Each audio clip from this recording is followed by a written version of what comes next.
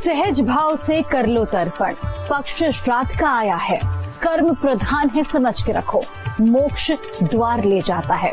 नमस्कार, हमारी खास पेशकश श्राद्ध का विधि विधान में आपका बहुत स्वागत है।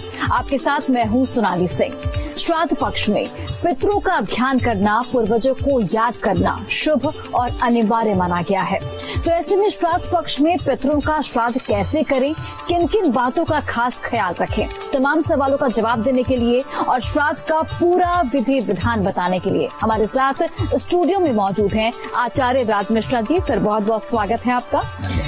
और आचार्य जी, सबसे पहला मेरा सवाल आपसे यही कि श्राद्ध के महत्व क्या कुछ है, क्यों हमें पितरों का श्राद्ध करना चाहिए?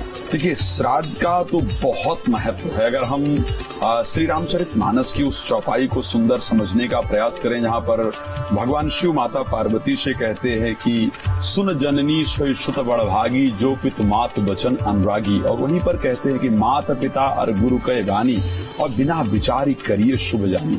सभी जो हम संतान हैं, हमारे वंशज जो हमारे पूर्वज रहे हैं, वो हमेशा ये उम्मीद करते हैं इन 15 दिनों के अंतर्गत कि जो मेरा वंशज है, जो मेरा पुत्र है या मेरा पौत्र है, जिसके निमित्त मैंने इस धरती पर एक शरीर में रहते हुए सब कुछ करने का प्रयास किया। आप जानते हैं, कोई भी शायद माता पिता यदि अपने जीवन के लिए करे तो शायद उतना अनैतिक नहीं कार्य करता है, वो वही कार्य करेगा जो नीति सम्मत होगा जी, राइट। लेकिन हर माता पिता ये चाहता है कि मेरे पुत्र का, मेरे पुत्री का जीवन खुशियों से भरपूर रहे, और कई बार उसी चीज के कारण वो उन कार्यों को भी कर डालता है जो वेद सम्मत नहीं है, जो शास्त्र सम्मत नहीं है। कई बार उन किए गए कर्मों के कारण उसको मुक्ति इत्यादि नहीं प्राप्त होती। सो ऐसी परिस्थिति में भी वो उम्मीद रखता है कि जो मेरा पुत्र है, मेरा पौत्र है, मेरा वंशज है, जिसके लिए मैंने ये सब कुछ किया था, वो मुझे आकर के मेरा तर्पण करेगा, मेरा पूजन करेगा इन 15 दिनों में, जिससे कि मुझे मुक्ति प्राप्त होगी, शांति प्राप्त होगी, और मैं अपने पुत्र पौत्र को आशीर्वाद आकर के दूंगा। शास्त्र कहता है कि जिस प्रकार देव का पूजन करने से हमको बाहरी सफलता प्राप्त हो जाती है, जब भी हम देवताओं का पूजन करते हैं ना, तो उससे हमें जीवन में धन प्राप्त होता है, जीवन के अंदर प्रसिद्धि प्राप्त होती है, शरीर की आरोग्यता प्राप्त होती है, आयु की वृद्धि प्राप्त होती है। देव पूजन से सदैव बाह्य सुख प्राप्त होता है, लेकिन जब आप पितृ का पूजन करते हैं तो उससे आपके गृहस्थी में प्रसन्नता आती है। पितृ प्रसन्न होते हैं तो आपके वंश में वृद्धि होती है, आपके परिवार में वृद्धि होती है। पितृ प्रसन्न होते हैं तो आपके घर में जो धन आता है वो धन आपको सुख देता है। पितृ जब प्रसन्न होते हैं तो आपके घर में शांति उत्पन्न होती है, जो घर का क्लेह इत्यादि है वो शांत होता है।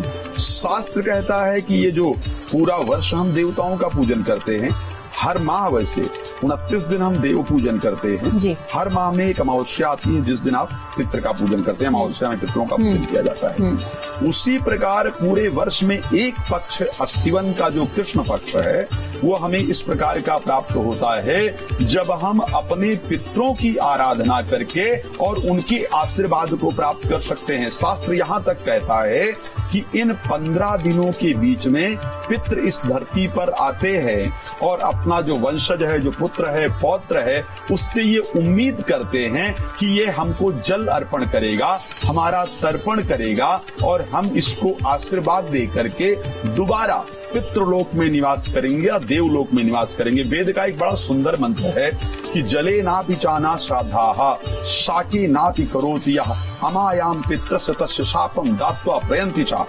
जो भी व्यक्ति इन 15 दिनों में, 15 दिन में पितृ आते हैं, इंतजार करते हैं कि इन 15 दिनों में मेरे प्रति श्रद्धा सुमन अर्पण किया जाएगा। जब 15 दिन तक हम पितरों को नजरअंदाज करते हैं, उनको श्रद्धा सुमन अर्पण नहीं करते हैं, उनका तर्पण इत्यादि नहीं करते हैं, तो ऐसी परिस्थिति में अमावस्या को अमायाम पितृ सतस्य शापम दात्वा प्रयन्ति च, अमावस्या को पितृ श्राप दे करके और अपने लोक को चले जाते हैं और हम परेशान रहते हैं। लेकिन एक और चीज मैं कहना चाहूंगा, मैं चाहूंगा कि उस पर भी हम लोग चर्चा करेंगे। बहुत सारी भ्रांतियां भी हैं पितृपक्ष को लेकर के, जैसे वाहन नहीं खरीदना, गृह प्रवेश के लिए बात की जाती है, विवाह के लिए, मुंडन संस्कार के लिए, इवन यात्राओं की बात की जाए, कुछ लोग तो घर का रेनोवेशन नहीं कराते, कुछ लोग नए वस्त्र वस्त्र नहीं पहनते हैं। सो ये भी सारे विषय मैं चाहूंगा कि इस पर भी हम चर्चा करेंगे। बिल्कुल बिल्कुल, इस पर चर्चा बाद में करेंगे।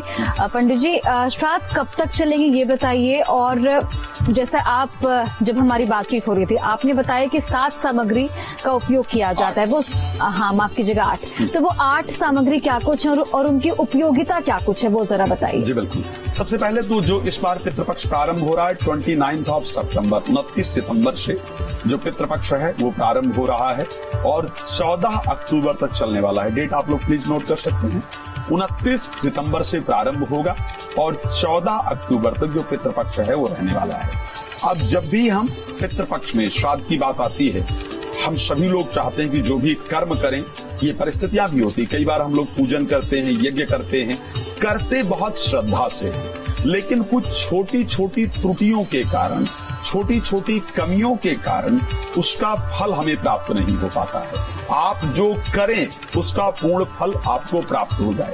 तो मैं आपको 8 चीजें, बड़ी इंपॉर्टेंट ये 8 चीजें ध्यान रखिएगा। इन 8 चीजों को अगर मिस किया गया तो श्राद्ध करने का, पितरों की प्रसन्नता को लेकर के अच्छा फल प्राप्त नहीं होता है। तो आपने सब कुछ कर लिया, लेकिन अगर इन 8 चीजों को आपने मिस किया तो ऐसी परिस्थिति में आपको श्राद्ध करने का फल अगर कहें तो प्राप्त नहीं होता है, या आपके द्वारा दी गई चीज पितृलोक में रह करके पितृ प्राप्त करें, इस प्रकार की परिस्थितियां नहीं होती। तो आखिर वो 8 चीजें हैं क्या? बहुत ध्यान से मैं चाहूंगा आप लोग कॉपी कलम, अगर नहीं है आपके पास तो प्लीज मंगा लीजिए और कॉपी कलम मंगा करके उसको पूरी तरीके से नोट कीजिए। सबसे पहली चीज क्या होनी चाहिए? खड़ग पात्र होना चाहिए। खड़ग पात्र का बड़ा सुंदर वर्णन है जब भी हम पितरों को लेकर के अध्ययन करते हैं किसी वेद में या किसी पुराण के अंतर्गत, तो खड़ग पात्र बहुत इंपॉर्टेंट है। खड़ग पात्र क्या होता है? कोई बर्तन होना चाहिए। स्टील का पात्र नहीं खड़ग पात्र होने पर प्रयोग किया जा सकता है, अन्यथा तांबे के पात्र का प्रयोग ही किया जाना चाहिए पितृ के पूजन के अंतर्गत। ये बहुत लाभप्रद है।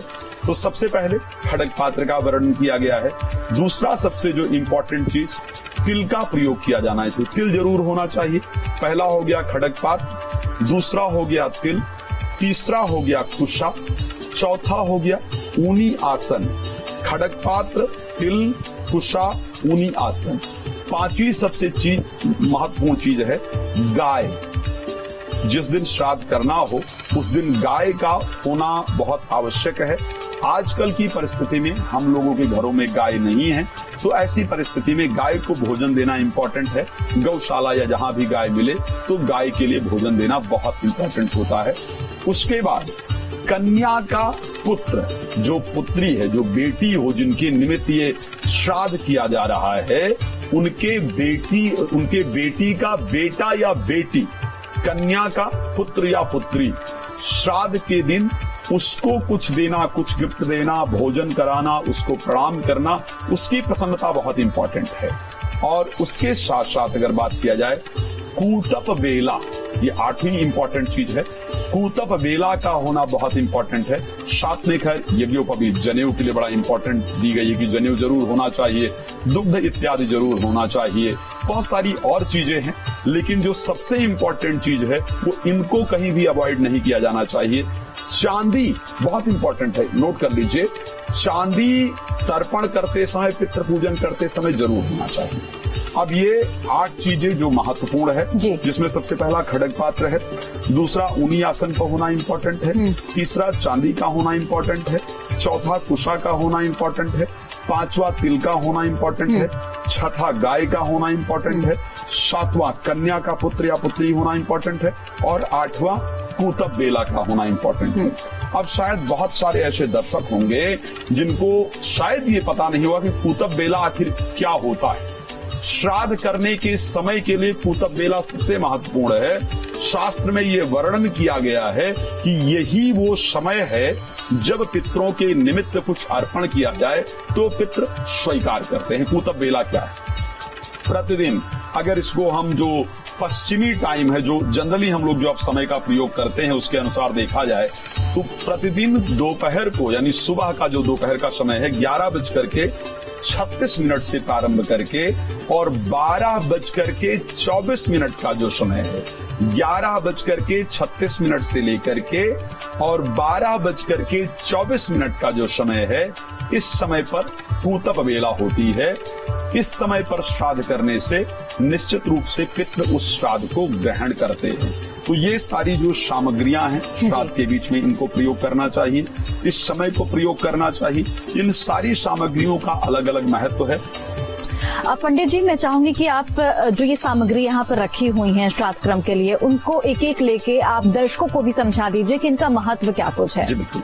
सबसे पहले हमने खड़ग पात्र के महत्व को बताया है। जैसा शास्त्रोक्त वर्णन है कि खड़ग पात्र भगवान विष्णु के शरीर से उत्पन्न किया हुआ पात्र है, जिस कारण से उसका प्रयोग बहुत महत्वपूर्ण है। चांदी की बात करें, अब चांदी मान लिया जाता है कि चांदी का पात्र नहीं उपस्थित है, तो चांदी की कोई अंगूठी इत्यादि हो, शीशे में चांदी की अंगूठी पहन रखी है, तो इस प्रकार अगर आपके हाथ में कोई अंगूठी इत्यादि है तो वो भी बहुत महत्वपूर्ण है। कोई छोटा सा चांदी का टुकड़ा है, उसको जल में डुबो लिया जाए और उस जल के माध्यम से तर्पण किया जाए, वो तर्पण भी पितरों को प्राप्त होने वाला होता है, वो जल शुद्ध हो जाता है।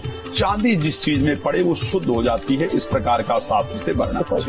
तो श्राद्ध क्रम को लेकर पंडित जी ने हमें तमाम जानकारियां पहुंचाई। क्या कुछ विधि विधान है, किस तरीके से श्राद्ध क्रम करना चाहिए, किन किन चीजों का विशेष ध्यान रखना चाहिए, किन किन चीजों को आपको नहीं करना है, और जो जो भ्रांतियां हैं उन सभी को पंडित जी ने जिस तरीके से क्लियर किया। बहुत बहुत धन्यवाद पंडित जी आपका हमारे साथ जुड़ने के लिए और तमाम जानकारियां हम तक पहुंचाने के लिए। तो फिलहाल इस खास कार्यक्रम में अभी के लिए बस इतना ही। आप देखते रहिए न्यूज स्टेट।